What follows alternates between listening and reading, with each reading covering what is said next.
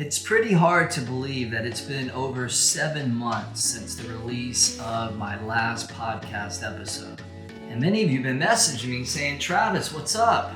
Where's the new episode? I'm hungry, I want more. Well, I'm back and ready more than ever to provide you inspiration, daily wisdom, insights through the vehicle of these thematic talks. Oh, and we have a new name for the podcast. The Ultimate just became Dare to Awaken. And in this episode, you'll find out why.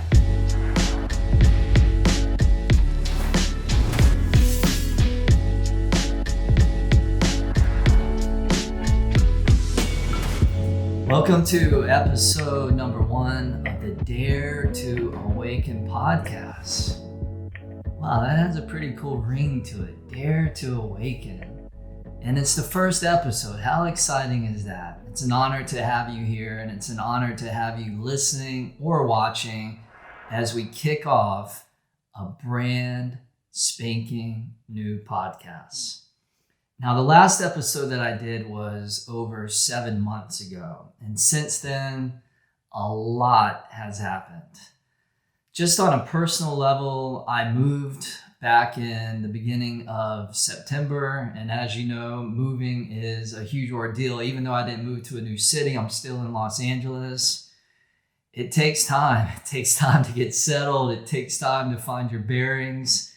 And when we moved, I wanted to have a place where I would have a home studio. Those of you that are watching on YouTube right now, you can see I'm in my new studio.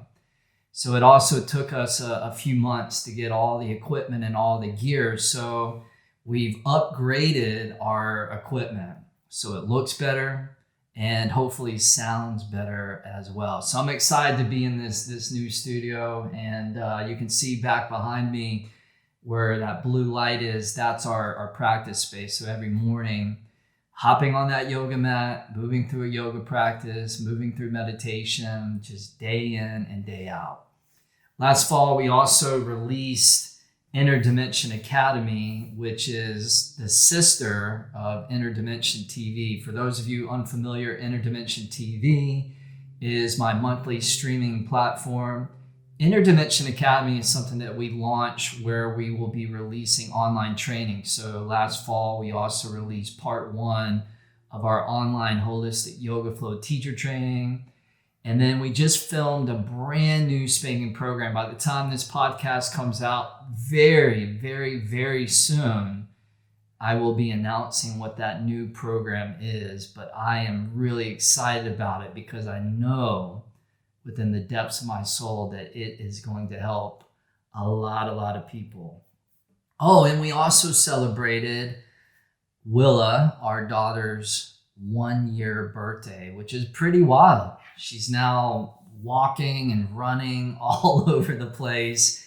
And, you know, I open up the trash and I find my valuables in the trash. I'm having to fish out watches and all sorts of things, because she's sneaky and now she's mobile. So we're at that stage of parenthood. This is my 3rd one where it's like you're always on guard.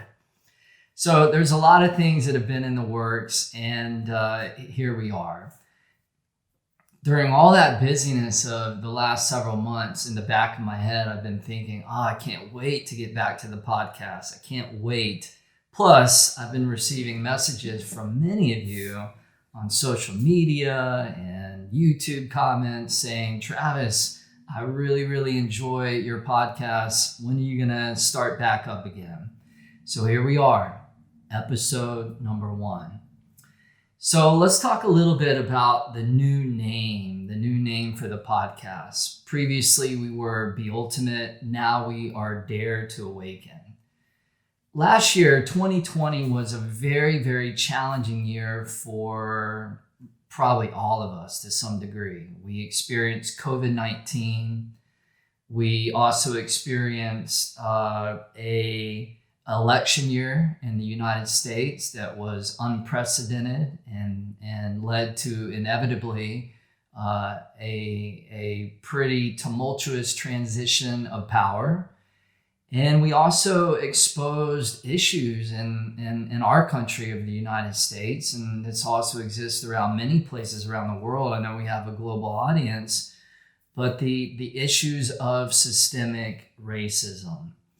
Now, all these challenges are very, very intense, but very, very necessary in the growth and the awakening that needs to happen, not just on an individual level, but really on a collective level. So what we're seeing is a complete breakdown of these systems that are failing us, that just are not working. The financial system, the healthcare system, and again, especially in the United States, the political system, the prison system, and also what's happening within our climate on this planet. We know that 97% of scientists say that if we continue on this path, this trajectory that we're on, climate change will become irreversible very, very soon. So we need to take drastic measures in order to take care of our planet and therefore take care of ourselves and all the life that we share this planet with. Now, in a way, all this intensity and adversity that we are experiencing right now and have been experiencing, it's just been one wave relentlessly after another, again, is a healthy thing. I believe it to be a positive thing. The wise always say, never ask the question, why is this happening to me? But why is this happening for me? The first question puts you into victim mentality. You become a victim and therefore you become powerless. The second question is an empowering question, for me instead of to me. So we can ask ourselves these same questions. Why are these catastrophes happening for us, not to us? And I believe that they are happening for us to help us awaken into a new paradigm. Right now, we have two paradigms. We have the old paradigm, which is fueled by division, separation, greed, delusion, lies, ignorance. But then on the other side, we have this new paradigm. And this new paradigm is fueled by diversity, connection, oneness, generosity, truth, and awakening. Hence the name Dare to Awaken. Dare to Awaken for me is more in alignment with who I am. When I came up with the word ultimate, it was for my first 108-day program, the Ultimate Yogi. And I still love that word ultimate because it means the best imaginable of its kind. But there's something about Dare to Awaken for me feels like an upgrade. It's more in alignment with who I want to be and what I want to share within the world.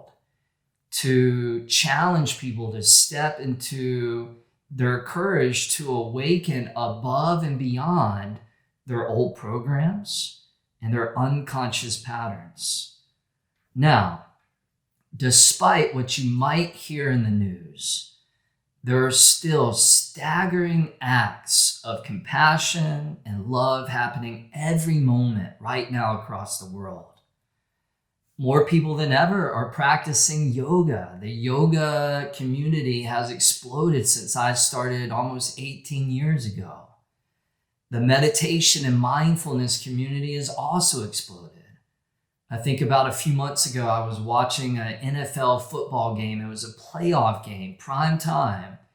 And one commercial was advertising a meditation app. That was unheard of a few years ago, let alone a decade ago. I remember trying to get people to meditate at the end of a yoga class, and I would have people that would leave the class early just because I was guiding and leading a meditation. So we've come a long way. People are eating more healthy.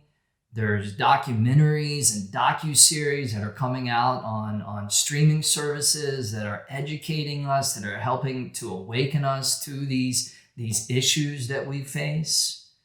and people all over the world like yourself that are choosing to live an uplifting life of positivity and transformation. This is from a writer, Howard Zinn, who writes, "I keep encountering young people who, in spite of all the evidence of terrible things happening, also give hope. There are hundreds of thousands working for the good everywhere. To be hopeful in hard times is not just foolishly romantic. It is based on the fact that human history is a history not only of cruelty, but also of compassion, sacrifice, courage, kindness. What we choose to emphasize in this complex history will determine our lives. If we only see the worst, it destroys our capacity to do something. If we remember those times and places, and there are so many, where people have behaved magnificently, this gives us the energy to act, and at least the possibility of sending the spinning top of a world in a different direction.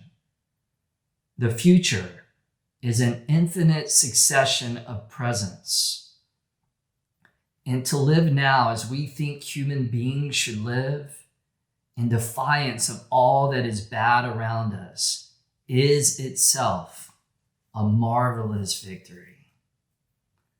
So again, we get to choose. Are we going to stay stuck in this old paradigm, or will we awaken and will we continue to feed this momentum of this new paradigm? The old paradigm, it leads to our demise. The new paradigm ensures hope for generations to come. Dare to Awaken is about awakening beyond the illusion of separation. In yoga, this is called Maya. And awakening or enlightenment is when the wave realizes it's part of the ocean. It's not a wave that thinks it's separate from all the other waves or separate from that oceanic connection. We're in a place right now in time where we too, as individuals, need to recognize and awaken that on a deeper level, a deeper dimension, we are all connected. And that what we do to another, we do to ourselves. And what we do to ourselves, we do to others. Now, no amount of outer or external technology is going to solve the magnitude of our problems. We could take the lead of Elon Musk and we could find another planet like Mars to inhabit, to live on. But what happens if we go there and we haven't worked on the inner domain of our hearts and our minds? We just bring the suffering with us wherever we go.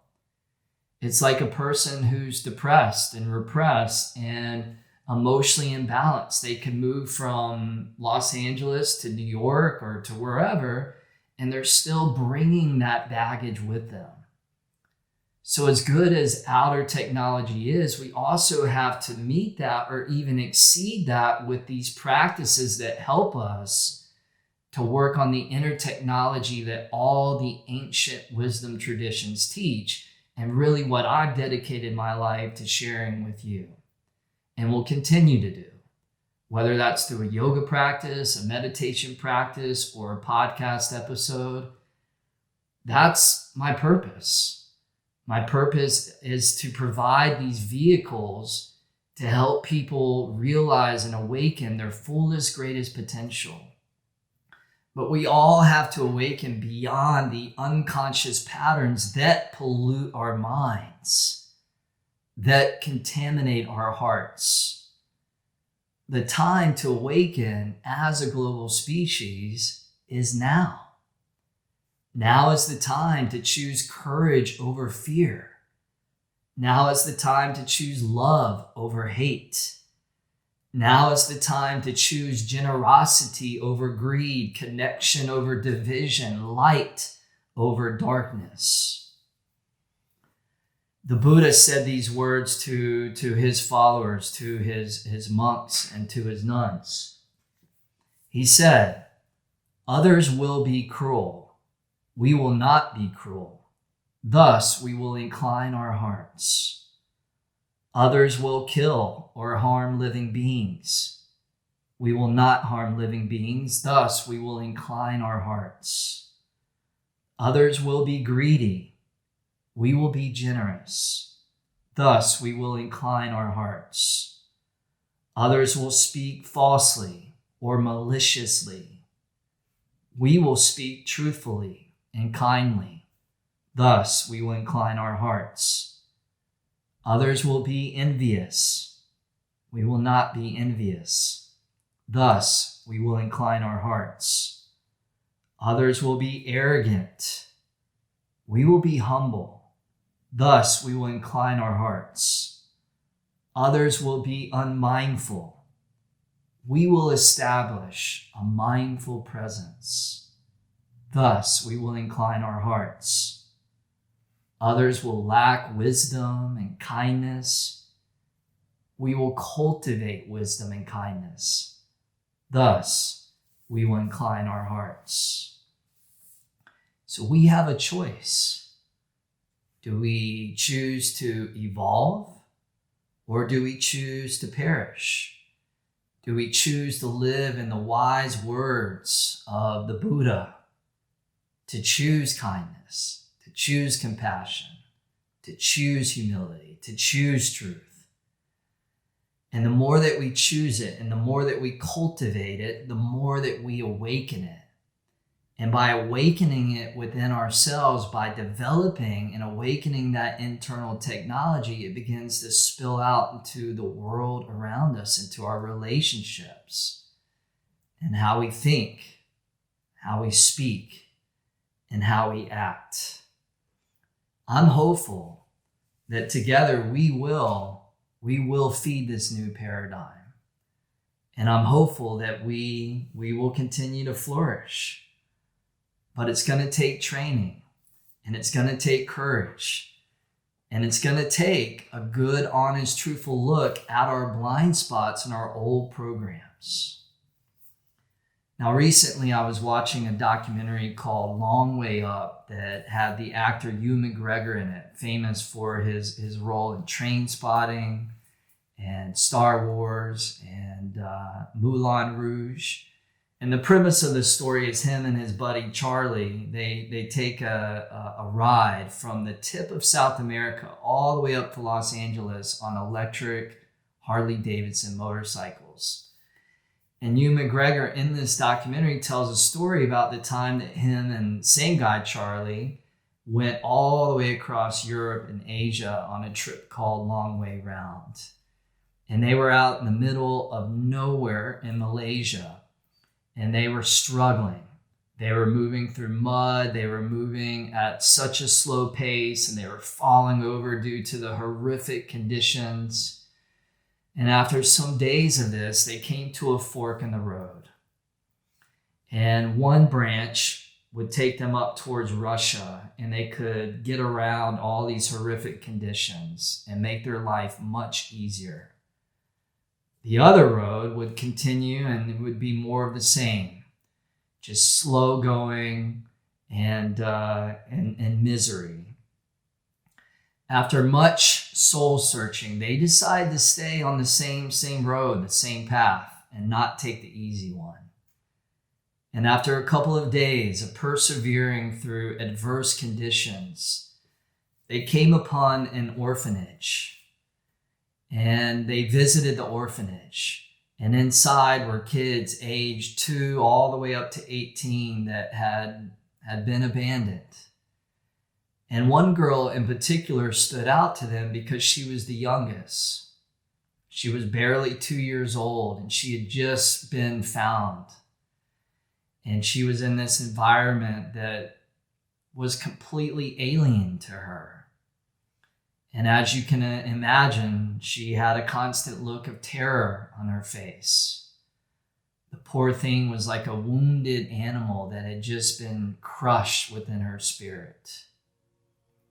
This young girl's name was Jenna, and she left quite an impression on Ewan McGregor.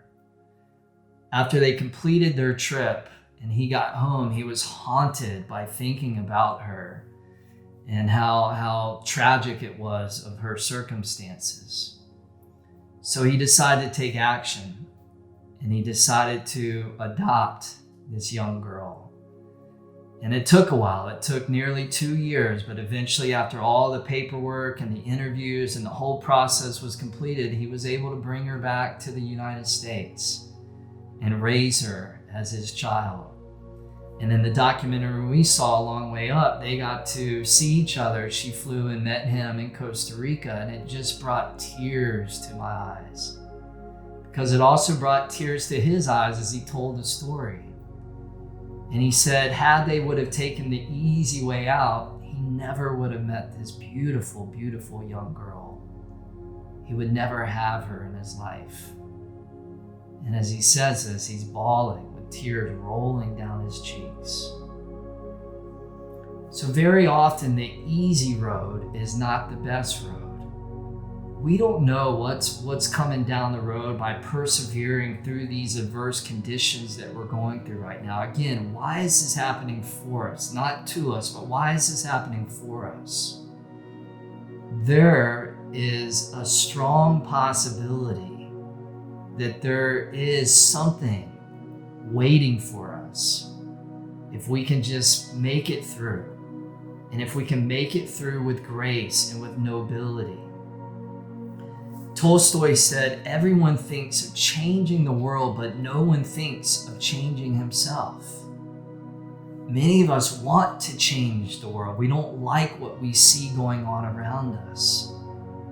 But never underestimate the power of changing and transforming your own self, your own heart, your own mind, and then the impact that can have around you. And also, you can never control other people. When you do, it just does not go well. I've tried it myself with my teenage daughter. It blows up in your face. So we have to take responsibility, and we have to work on ourselves. We have to work on the things that we can control. This Dare to Awaken podcast is about transforming yourself. And every week in each episode, it's my hope, it's my intention to provide you with reinforcement to do that. Whether it's through a story, a quote, a poem, a bit of scientific research, things that will stir around in your mind and you can chew on it as you move through your day, as you move through your week. And maybe just by one person awakening, it spreads to others. And we can never underestimate the power of just one simple change. As Dante said, a mighty flame follows a tiny spark. The big flame doesn't just happen instantly. It's an accumulation, it's a cumulative effect, it's a domino effect of many tiny sparks that collectively come together. So never underestimate what's possible by purifying your own mind, by tending to the emotions within your heart, especially the ones that are holding you back. This from the Persian poet Rumi, who writes, "You were born with potential. You were born with goodness and trust. You were born with ideals and dreams. You were born with greatness. You were born with wings. You are not meant for crawling, so don't. You have wings. Learn to use them and fly." I look forward to flying with you and soaring with you again each week as we explore these thematic talks filled with stories and practices that you can take and bring into your life, the daily wisdom, so that you can live a life of growth, of fulfillment, of deep, deep, deep meaning. Much health, much wealth, much love to you. May we dare to awaken.